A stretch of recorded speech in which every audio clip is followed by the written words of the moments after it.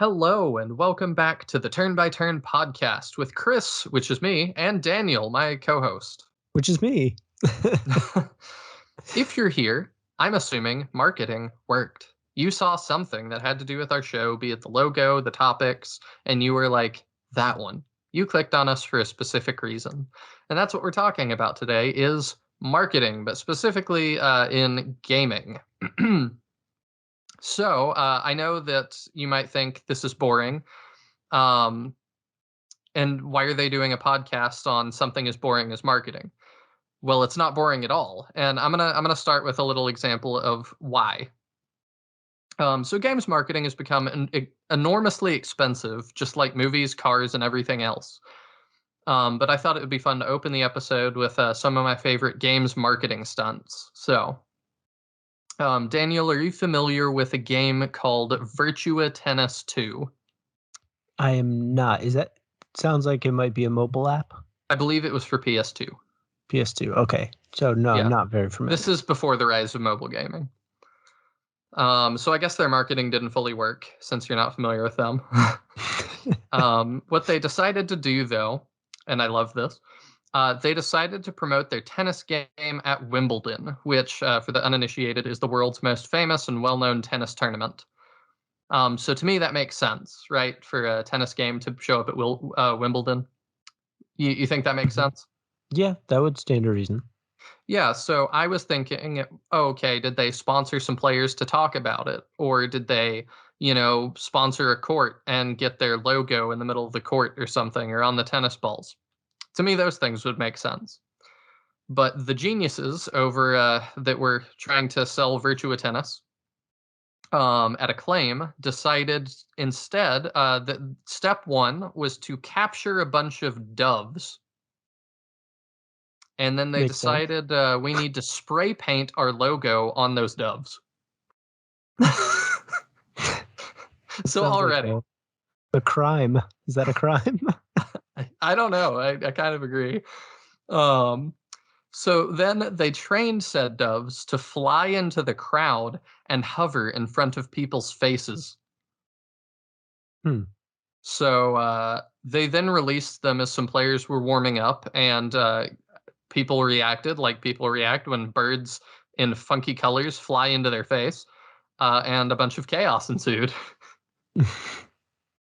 And Angry Birds was born. Yeah. Some of the other ones. This one I thought was unnecessary but pretty fun. So Resident Evil 6, that one you've probably heard of. Yes, that I've heard of. So they decided it would be fun to promote their game with Capcom. And they opened a butcher shop in London that they named Wesker and Son.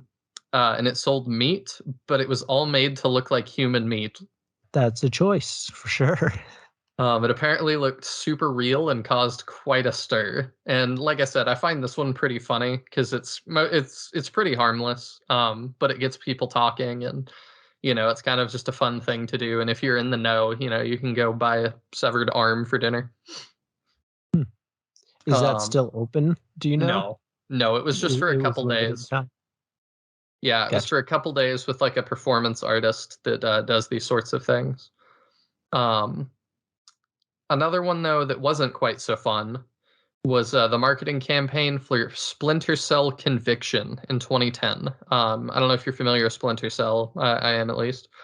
And they had two actors covered in bandages enter a bar in Auckland, New Zealand, and they began waving guns at the bar's patrons. They were fake guns, obviously, but the patrons didn't know that. That's like the War of the Worlds radio program from back in the day. Do you want to talk about that for people that don't know that? Yeah, so originally when like radio was becoming a thing, they did a reading of War of the Worlds, and people who didn't hear like the initial like welcome broadcast of what they were doing thought it was like a broadcast breaking news sort of thing, and like everyone like broke into like a mad panic. So yeah. Not to derail too hard, but that also kind of reminds me of the scare that the Hawaiians had a couple years back. I don't know if you remember that. I feel like if you mention it, I'll remember. But A bunch of Hawaiians got texts to their phones that missiles were in, like ballistic missiles were inbound, oh and there yes, was nothing that yes, could be done. Essentially, say goodbye.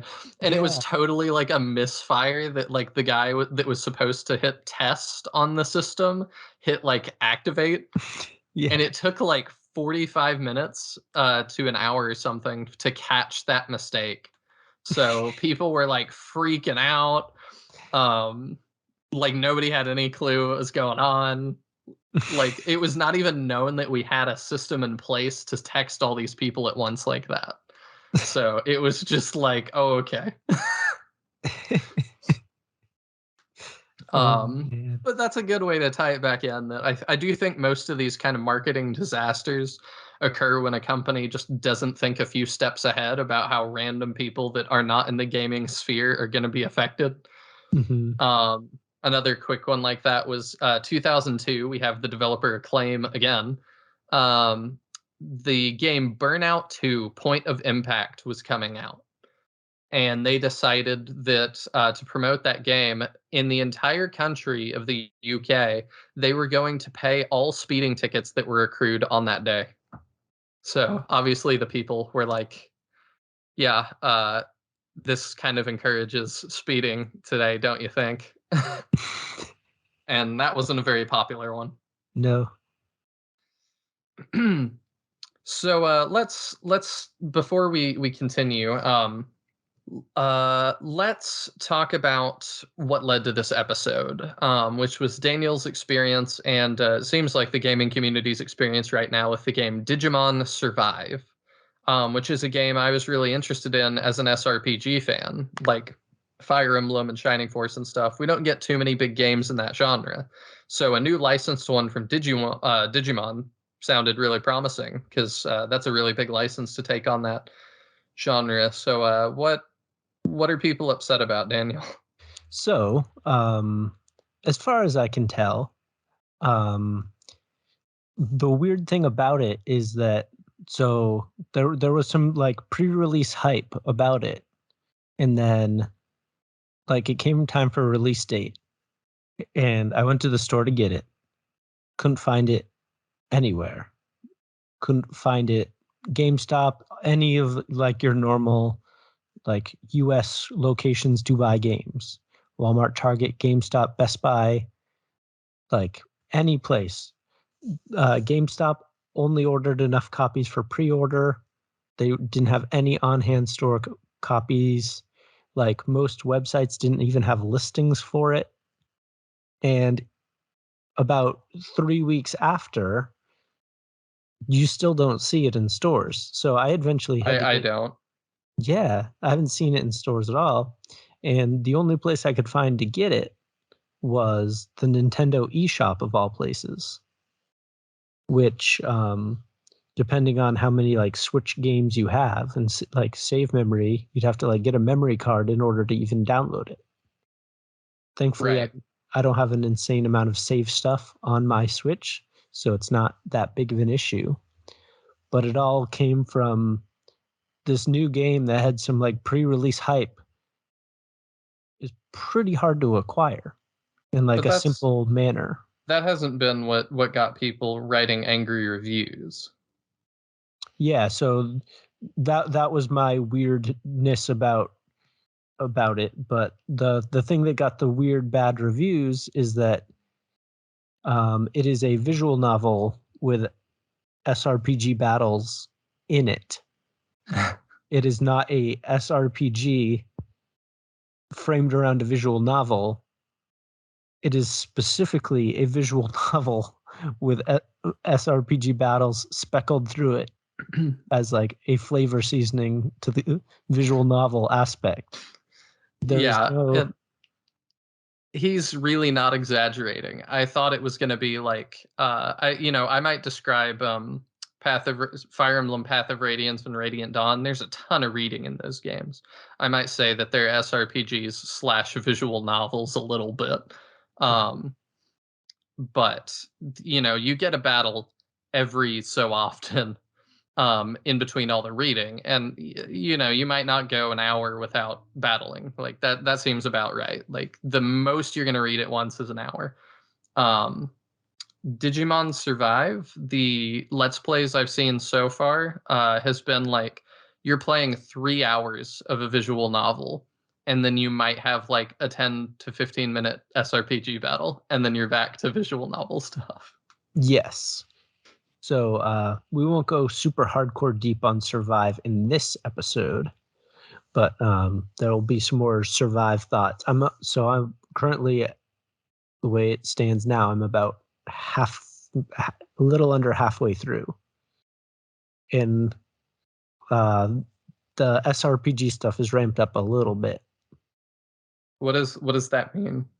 So rather than every couple hours, you usually run into one like every half hour or so. Okay.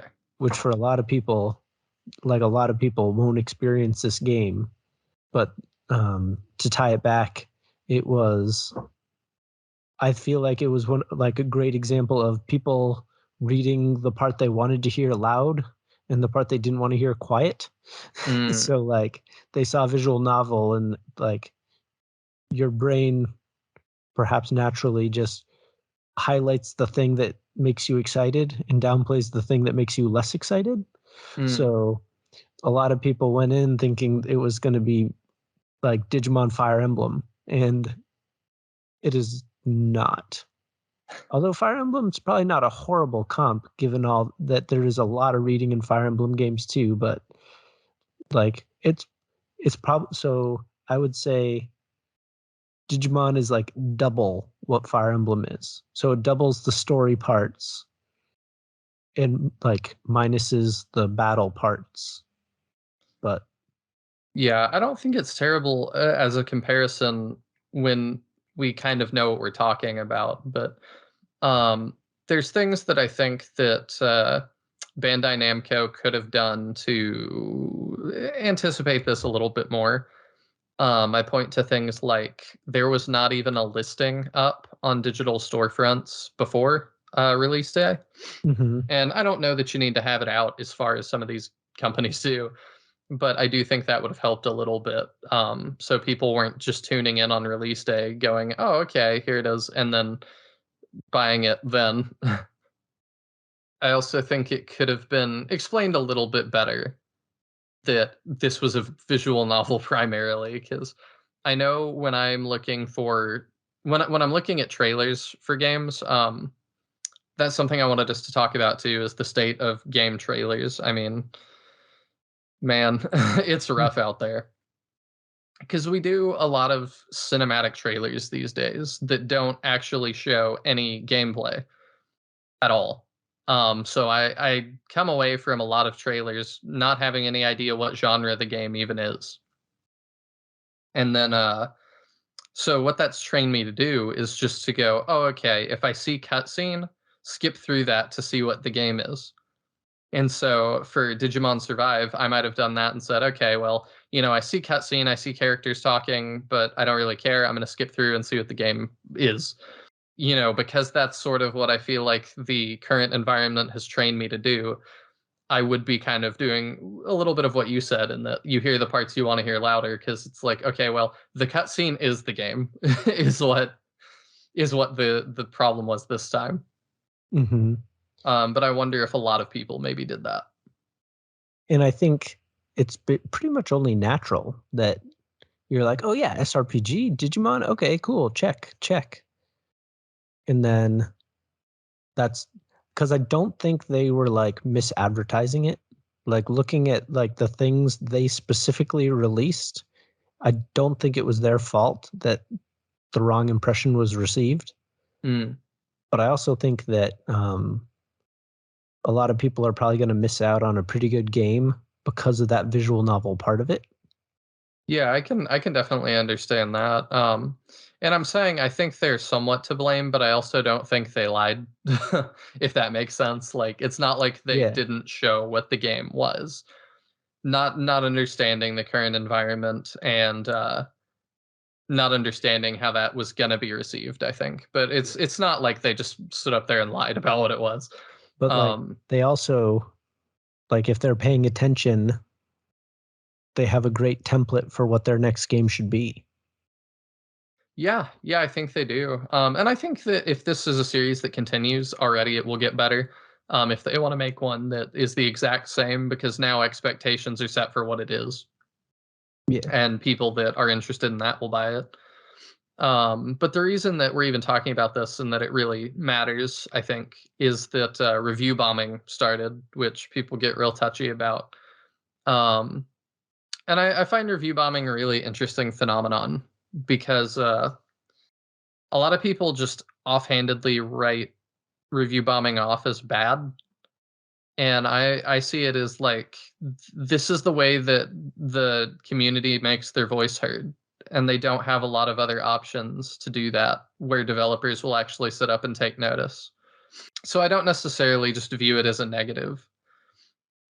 We've seen it a lot recently with things like VR chat is another one that is currently getting review bombed because they just pushed an update to their users that makes it so that you can't mod in new skins or new content. And pretty much the entirety of that game, from what I understand, um, was mods. So people are now upset, review bombing it, and it's like, yeah, it makes sense. And I do think that it's helpful the way Steam has aggregated things, so that the way things are done on Steam is you get two different review scores. You get overall reviews, and then you get recent reviews. And I find that to be really helpful in review bombing instances because then you know, is this a new, like, did they make a choice that and I'm talking about going into it knowing absolutely nothing. If I'm looking at a game and I have no idea, any preconceived notions or anything, if the overall reviews are really positive and all the recent reviews are negative, I'm like, okay, so something changed at some point. And I think that's a pretty useful tool. Mm-hmm. Because when that first Digimon Survive trailer came out, like you were saying, you don't see any gameplay. And I think Hmm. that part of that is the fan base, like they were doing that like honestly because the point was the visual novel part of it. Yeah, that So that like is the gameplay. exactly. So it's like they gave you the gameplay. You just thought they were holding it back to not spoil anything. Yes. So like it's actually kind of funny that way because it's like they told you what it was, they showed you what it was, but it like baits it as like a spoiler to show you the gameplay. So they don't show you, they show you like 13-second clip of it. And I don't know what's worse, underselling your game, sort of like, the showing, I guess, the game, but, kind of weirdly omitting part of it. And that kind of makes me think it's more versus a game like No Man's Sky that shows off a million and one things that are not actually in the game at all. And to their credit, they are now. But for a long time, that game was not at all what it was billed to be. One of the most hysterical marketing things that I've seen is on you. There's a YouTube ad now that I've seen a couple of times where it's like you hate game trailers where they show you all this like graphic art and stuff, and then you get to like the mobile game and it's Candy Crush, and then they Yes, introduce their game that's like a mobile game that's exactly like Candy Crush, and that's it's like, funny. so like you're parodying something you're also doing in the same commercial. Yeah, that's pretty funny. So that's been my favorite one that I've seen lately. Uh, Speaking of mobile games, we were going to talk a little bit more about some of the other large marketing campaigns that are going on. Man, Raid Shadow Legends is everywhere. I don't think I Yes. need to tell our audience that. I mean, I'm assuming if you're listening to a gaming podcast, if you're listening to this podcast and you don't know what Raid Shadow Legends is, please reach out to us. I'm fascinated by you. I know it pops up everywhere. They sponsor everybody. Yeah, it's Like, wild. I mean, all the way from like gaming content to I mean, comedy things to political commentary. I don't think there is a single content creator that I watch that has not run some sort of ad or sponsorship from Raid Shadow Legends. I really do not think there's one. It's wild the amount, and I'm just looking at it like the amount of money these people must have hmm is just crazy. But part of that too is something that I think people really do need as a takeaway is reinvest money back into your project. And you've got to have a pretty good finger on the pulse of when that's going to stop being profitable. Because at some point, like with Raid Shadow Legends, everyone that is willing to give that game a shot is going to have. Speaking of, this episode of the Turn by Turn podcast is brought. No, I'm just kidding. I know. But I don't know. I'm a little bit surprised that Raid hasn't hit that yet. That everyone that's going to give it a shot has. But it's kind of like I wonder the same thing about when League of Legends starts running ads, because every once in a while they get really aggressive running marketing campaigns, and I'm like, is this to bring people back? Because like League of Legends is another one that most people know what is, and if you're gonna give it a shot, you have. There's not like I feel like there's not a huge market, untapped market of people that if only they knew about League of Legends, they would be all in on that. hmm It's not like, oh, like League of Legends. I guess I'll give that a try. Like, it's been around long enough that if you're like somewhat in the gaming sphere, you've like heard of it, because I've heard of it and I miss everything. So, Yeah, it's just a little bit weird, and I'm gonna try to kind of tailor this a little bit. I'm gonna try and bring up some points for indie devs because I know we have a decent contingency of our, a decent contingent, I mean, of our listenership is indie devs or people that are into indie games. So, indie devs that are listening to this, listen up. Don't spray paint pigeons or doves or stage fake shootings to promote your game. See, we've already helped you. No, not to do either of those things. I know there's indie devs right now that are just letting the doves fly out the window right now. Yep, it's a beautiful scene, and Like, be free. I think this is where we cut into our break, and then when we come back, we'll talk more about some of what works, some of what hasn't, and give some actual real tips for you indie devs out there. Perfect. So we'll be right back. Bye.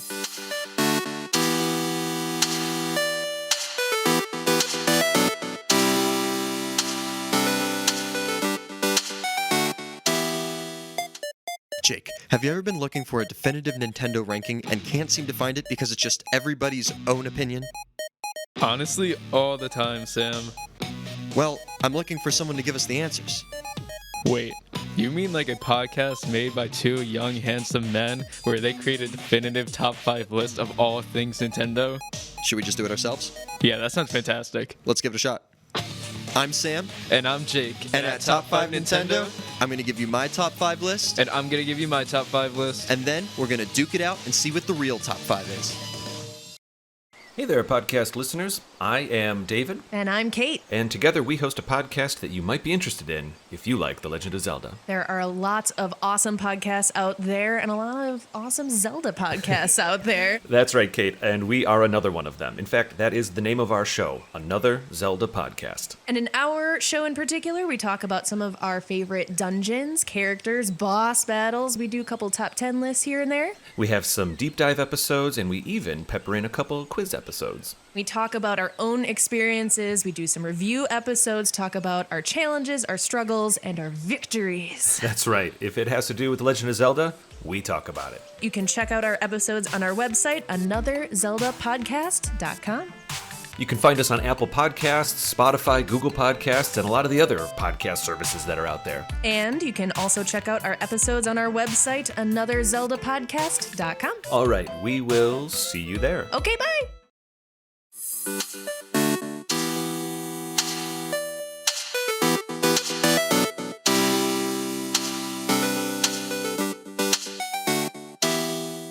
Welcome back to Marketing by Turn. That doesn't sound very good. I should workshop that name more. Yeah, we'll put that back in research and development. So let's talk about knowing your audience, which is something that, like we were talking about, I think the Digimon Survive publisher should have done a little bit more, but this is a very, very common issue. And if you need evidence of that, I would say watch any E3 and you'll see what I mean. It is a massive gaming convention, and you know who tunes into massive gaming conventions? Nerds do. And I count myself among that. I'm a nerd. That's why I watch. And I can't count the amount of times that usually Xbox is up there and they go, and now, welcome to the stage, this guy. And I'm like 90% sure this is a sports guy that probably costs tens of thousands of dollars to just show up to this thing. And most of the audience is like me and has no clue who this guy is. But he stands up there and goes, all right, all you gamers out there, I know that you're playing your CODs and your Battlefields, but you really should consider FIFA.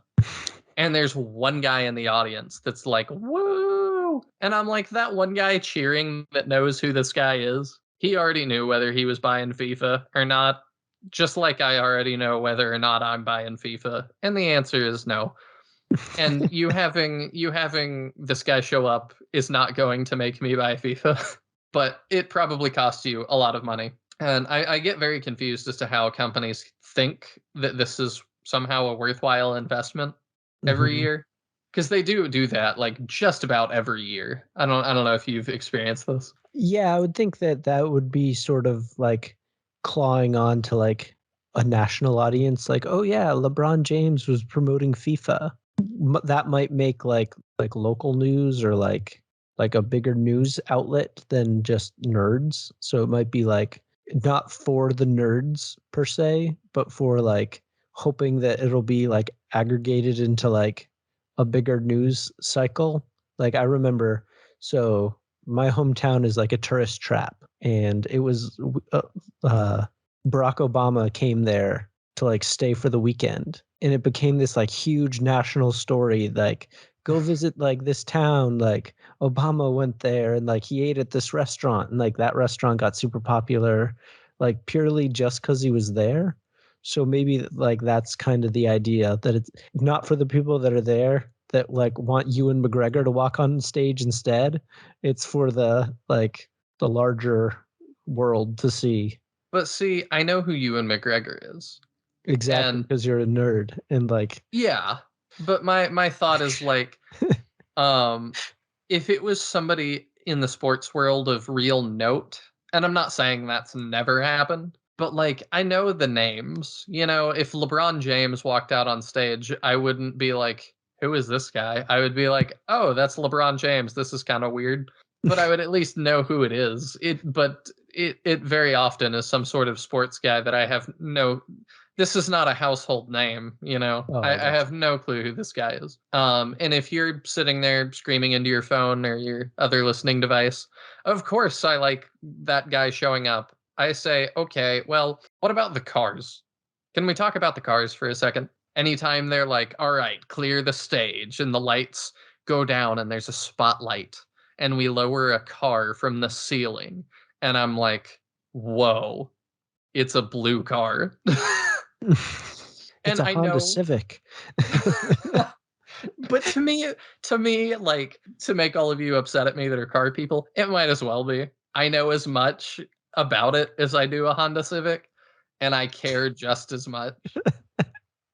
Like, they might as well have lowered a Honda Civic. To me, the only novelty is that you've got this car on the ceiling, and I'm just sitting there thinking, when they were presenting Mario, was that car up there the whole time? Like, that's what I'm sitting there thinking. But yeah, it might as well be a Honda Civic. I just am like, oh, okay, like we're promoting Forza is my guess. Does this have any bearing on me? Does anybody buy Forza or learn what Forza is because they brought this car down from the ceiling? Like, that's hard for me to imagine. I don't know what that is. That's a type of car? No, it's a car racing game series. Oh, okay. Forza Horizon, Forza 4, like I can name a couple of them, but If it's not Need for Speed or Mario Kart, I don't probably know what it is as far as racing games go. what was the other one I named? Did you not know that one? Burnout. That sounds familiar, but like an old Sega game. There's That an would old be. Sega. Is that Burnout? I don't remember what that one is. I know what you're talking about though. But yeah, my point was, is this money well spent? Um, and I'm not sure. To some extent, it must be because they keep doing it.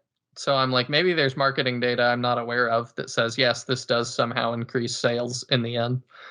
But it makes you wonder. You know, I think about the same with like, let's say the MCU or Batman movies, things like that. I'm like, do you need to run intense ads for your Batman movie? Like for people to turn out to see Batman? Mm-hmm. Like we know there's going to be another one. I know I'm going to go watch it already because I like Batman. Beyond me just being aware of its existence, I really don't need to know very much more. I've already made up my mind. I'm going to go see Batman. Unless it just looks absolutely terrible. But in that case, exposing me to that would make me less likely to see it. But yeah, this is something that I think has just been really weird about E3 and stuff. And to me, the best thing you can do is just have a good trailer.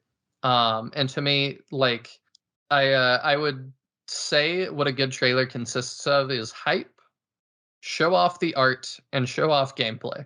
And this is something that applies to indies as well, you know, and cut to the chase. Like, I know you want a really nice cinematic trailer for your thing because it's your baby and you hold that really dear to you. But most people are going to give you not very long. They're going to glance at your trailer and you've got, depending on people's patience, about 3 to 4 seconds maybe to keep them looking.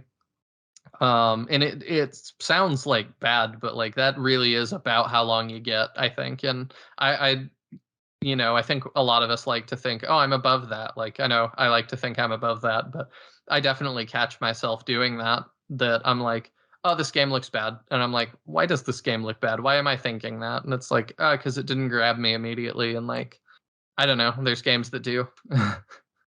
In like you're saying, if you're not gripped, you're not just going to like stare at it for 2-3 minutes if there's nothing keeping you there. Yeah, very much. So you've got to show something to grip, and it depending on your game, that depends what you need to be showing. I think for some games, especially indie games, you need to just cut to gameplay because that's the thing that's really stand out about your game. It's hard to compete with the art of multi-million-dollar companies. But sometimes you're able to, and that's the best thing you got going for you. And you just got to show me a character design, and I go, wow, I want to play that. Mm-hmm. And there's a lot, like, obviously we've talked to so many different indie devs at this point that like a lot of them really do have like the phenomenal art going for them. Yeah, they do. Like pretty impressive. Yeah, I definitely agree. I was thinking, oh, now it's bothering me. Like, what? Do you have one offhand that has been on our show that the second you looked at it, you were like, okay, I'm in? So it hasn't aired yet, so I guess this is like a teaser spoiler or something. But we talked to, or I had the opportunity to talk with the creator of Luminera, The Radiant Journey, and like his game has 24 characters that are all unique art sprites, and like the design really sticks out. So definitely that one. Video Game Fables that we talked to in season 1 has that like 8-bit like Paper Mario vibe to it, and that's really cool. A lot of them really. The Wildermyth people, like their like art is like super like unique and stands out. Yeah, another one I've got on my wish list right now is Wolfstride, which I haven't bought yet, but it's another one that just looking at the art, it's like kind of anime stylized, but it's also all in black and white. And Mhm. so I was like, oh, this is really interesting looking. And they go all in on detail. But yeah, so part of having a good trailer is know your audience and what they're looking for. Know how to best get them to hang on to it. Another one that we haven't talked to that I would like to very much is the people that made Symphony of War, Dancing Dragons games, I believe they're called. Symphony of War is a Fire Emblem style game, sort of mixed with Tactics Ogre, if you know that series. And what they did to promote it was like a week before it came out, they just did the tour of Fire Emblem YouTubers and went on with everybody for like a day at a time and had them stream their game early. And so that put it in front of a lot of people that would be really interested in playing it. And I think that that kind of tactic is really underutilized because it's very common to like send your game out to YouTubers and stuff. And I know some people will send it out to whoever wants it, and that can also be a pretty good tactic if you're really struggling to get traction. You can't have too many people looking at your game. But specifically targeting certain communities that you think will really be into what you're creating is a really good idea. And don't pour resources into targeting communities that are not going to be super into what you're doing. If you're making Digimon Survive, you don't need to pay to show up at the car show, your local car show. That just is not going to get you very far. If you're Forza, maybe, but if you're at a car show and you see like an Agumon, like character costume person walking around, just know something didn't work quite right.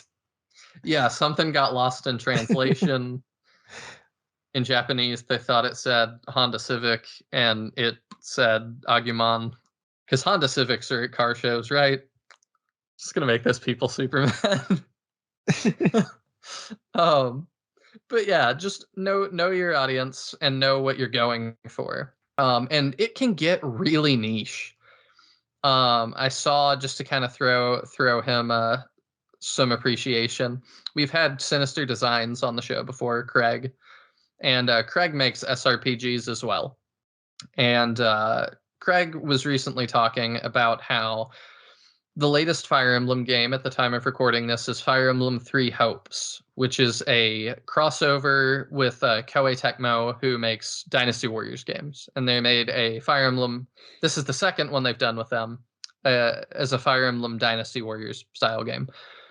And Craig had the idea, made the statement that he was like, I don't know if devs that are super into SRPGs, I don't know if Fire Emblem is all we should be marketing to. Because the Fire Emblem group, the players for Fire Emblem, are really interested in those characters and will totally drop SRPGs if they can follow those characters into something like a hack and slash. So I'm not sure this is exactly, it's part of our target audience, but I'm not sure this is the complete target audience. And I think he was on to something with that it's like, yeah, you definitely have to understand sort of the way the wind is blowing and the way things are moving. Just because you make a game that is in the same style as another game doesn't mean yours will be instantly successful with those people. You have to know what they like about the thing that they're doing. Another thing that I could point to is the not so much acceptance of a SRPG maker as a concept. Like, I think it's a great concept. I think it's a great idea. And we've interviewed people on the show that have used it, like Cole Brayfield with Walk with the Living. And there's another one coming out soon that I was not part of, that I forget the name of. We had a couple in season 1 that were working in SRPG Studio. We had Bright Blades. There's Bright Blades as well. Yep. It just takes a lot of creative liberty with the engine. Yeah, that's not the one I was thinking of. It is SRPG Studio, but it doesn't use the same sort of like sprite types that from Fire Emblem GBA. Yes. And then Grey Heritage from yes, that's the show Brandon. Yeah, that's the one I was thinking. Grey Heritage Faded Visions. Yep. That was another one that's using SRPG Studio. But Fire Emblem fans have not embraced SRPG Studio, which I think is really interesting and kind of sad. And I feel frustrated with the devs that that's not working as intended. But it just kind of is, they're looking, a lot of those Fire Emblem fans are looking for something beyond just SRPGs. It's not just that they're getting from Fire Emblem. It's a lot of things. And I think like with SRPG Studio, a lot of the devs that are using it are just kind of like using it as like a base and like importing all their own elements and like. I can tell you that's not the majority. Oh, I would assume so. I have been doing some deep dives into that to see just what is being made. But Um, same with RPG Maker. Like Yeah. a lot of like the people we've talked to a few different people that have been making games in RPG Maker, and you look at it and you're like, "Are you sure?" Like, yeah, there's So- definitely people that can use it to its, I would say its full potential, and you look at it and you're like, yeah, I couldn't even tell. it looks so different. Like, just having messed around with it for like an hour, like it looks nothing like any of the templates. They've gotten all their own tree sprites and different things. Yeah, I believe like- Symphony of War is another success story that I think he might have meant SRPG Maker, but the interview I was reading from Phil at Dancing Dragon Games said they used RPG Maker. I think he meant SRPG Maker. Mhm. But maybe not. If he was speaking correctly and he meant RPG Maker, that's even more impressive because there is nothing left of the default assets. And I mean, you would never know. It's wild, but I don't think there's any shame in using these things. Definitely. You just have to know how to market it well and how to sell it well. And the way you do that is you come on turn by turn and have us sell your game for you. I'm just kidding. For now. But not in another sense, not kidding at all. And if you want to come on the show, hey, we're on Twitter. You can hit us up. We'll schedule something. Yes, we will. And I think that kind of is bringing us to a close. I'm kind of rambling a little at this point, but that's what you tune in for. Before we end off, I wanted to kind of recap marketing talk. Know your audience, make a good trailer. If you have a sizable budget to work with, step one is don't get yourself into trouble. all publicity is good publicity until it's not. hmm Like I do believe that all publicity is good publicity, unfortunately, but there is a line where it hits that things start to not be good.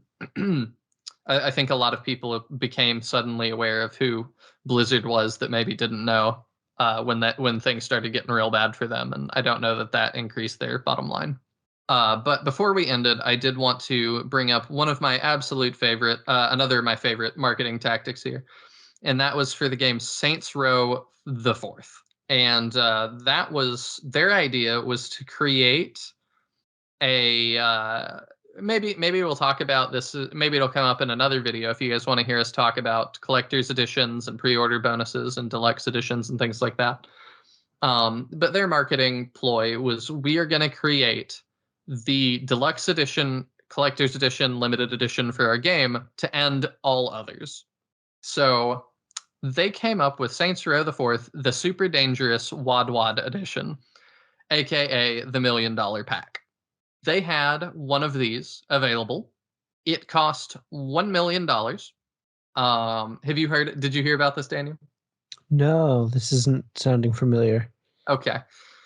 The limited edition includes, obviously, Saints Row the Fourth Commander-in-Chief Edition, which is their the nicest edition of their game, Saints Row the Fourth. It came with a full-size replica of the dubstep gun, which was a gun in the game, a hostage rescue experience, a spy training day, a personal shopper, a capsule something that is cut off. Oh, here we go. Oh, okay. Capsule wardrobe, it says. So what that is a shopping spree with a personal shopper to create the ultimate Planet Saints capsule wardrobe. You can get plastic surgery of the purchaser's choice. That will come with your game. You still following me, Daniel? Yep. I'm not 100% sure what all these things are, but I'm listening. 7 nights for 2 at the Jefferson Hotel in Washington. A brand new Toyota Prius and insurance to give something back to the environment, apparently. A 7-night stay in the top royal suite at the Burj Al Arab with flights for 2 in Dubai. And the last part is a year's supercar membership. Forgot that part. A Lamborghini Gallardo. Forgot that one as well. And the last one is a Virgin Galactic space flight. A Virgin Galactic space flight? Yes, they literally will take you to space. And all of this comes with your Saints Row 4 game. Interesting. Now, as far as I know, no one bought this. That's interesting.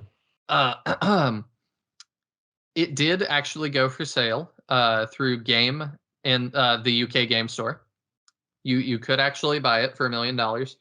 But people have done breakdowns for this as well, that it's like the actual cost of all the things you're doing is less than $1 million. That's what I was just wondering. Like, a Prius is expensive, but not like any chunk of $1 million. Well, I think a Lamborghini Gallardo is also probably pretty expensive. Oh, yeah. I don't know anything about cars, but I know Lamborghini means money. The Prius was the only thing I could remember from your list because I thought it was so odd. Yeah. So I thought this was hilarious and awesome that they made this, because like, why not? You know, it's one of those things that's like, do we have the fulfillment set up for all of this? No, probably not. But like, if you pay us $1 million, we'll figure it out. Was this available in bulk? Like, could multiple people have No. purchased this? It was quantity 1? Yes. Okay. It was a Fascinating. quantity of 1. It's hard to believe nobody bought it. Just, there's a lot of people that have stupid money. Yeah, you'd think. Yeah, I think they were kind of banking on somebody doing that, but I think the people that have stupid money also have more fun things to spend their money on than that. And it is sort of, I think the value proposition wasn't fully there, and just not have it be Saints Row the 4 themed, I guess, you know.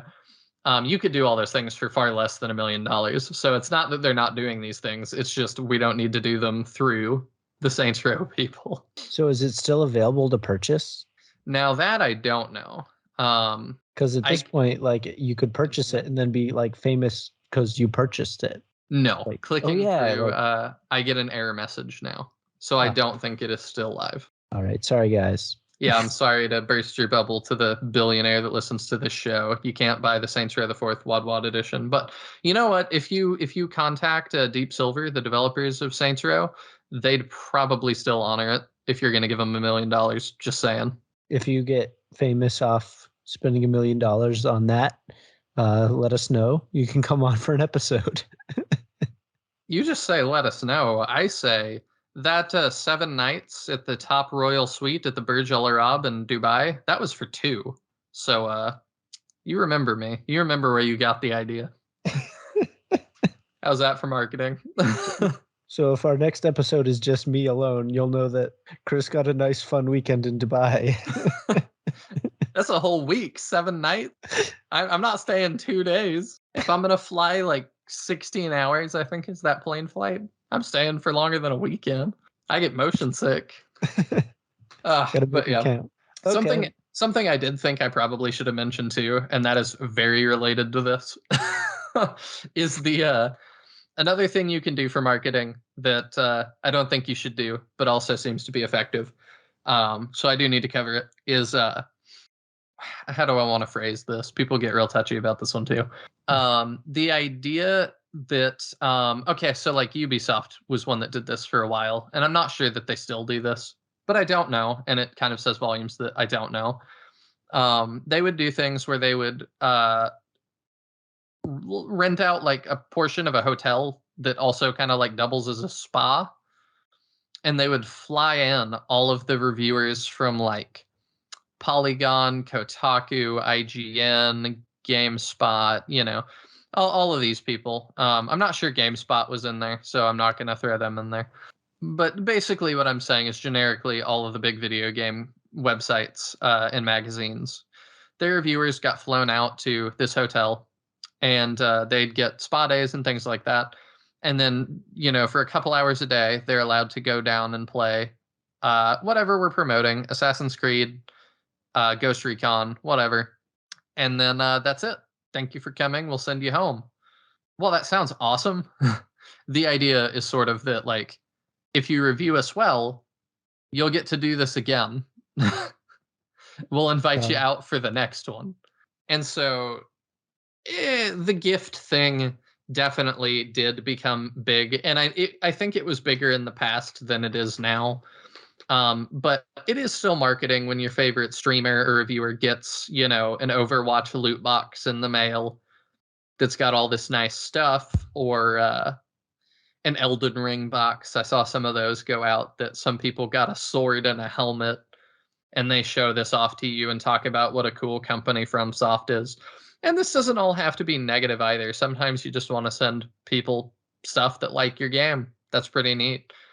It doesn't all have to be in bad faith, but it is something that you keep in mind, I think, and definitely should be talked about in interview, or in sort of marketing for things, because it is definitely part of marketing, And I wouldn't feel right for our listeners if, this podcast was live from the pool cabana at some indie dev's house that had already made it huge. Like, I would feel weird not telling you that. And I think Daniel's probably the same. Oh, yeah. That would constitute a little bit of a conflict of interest. That, am I really going to say something bad about this? No. Generally, we record in our living rooms or closets. So I'm at work right now.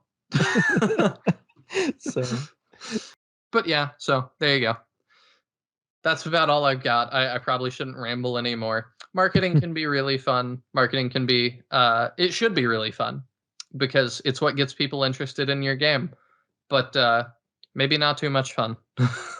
Don't start paying off speeding tickets for entire countries, or, having hired thugs show up with firearms places and expect everything to just go fine. Oh, I didn't even talk about Crash Bandicoot showing up outside the Nintendo offices with a megaphone. we have to save something for our part two. If we ever do a part 2 of our marketing, how about we wrap it there? Okay, Daniel's given me the cutoff sign because I'm rambling too much, but that's good. But thank you, everybody, for listening. You can find us on Twitter at the Turn by Turn Pod. You can find us on Instagram at the Turn by Turn Podcast. We're on Apple Podcasts and Spotify and Google Podcasts. We're all over the place as far as that goes. And you can leave us 5-star reviews on Apple Podcasts. That'd be great. You can find Chris Harkey on Twitter at Chris_Harkey. You can find him on YouTube at the Nihil channel. You can find me on Twitter at McGarr Mentions. I'm not sure why I'm doing this for you, but I assumed it was so that people would think that you've edited me out somewhere, and that you've then recorded this outro in post, because it was that much of a mess.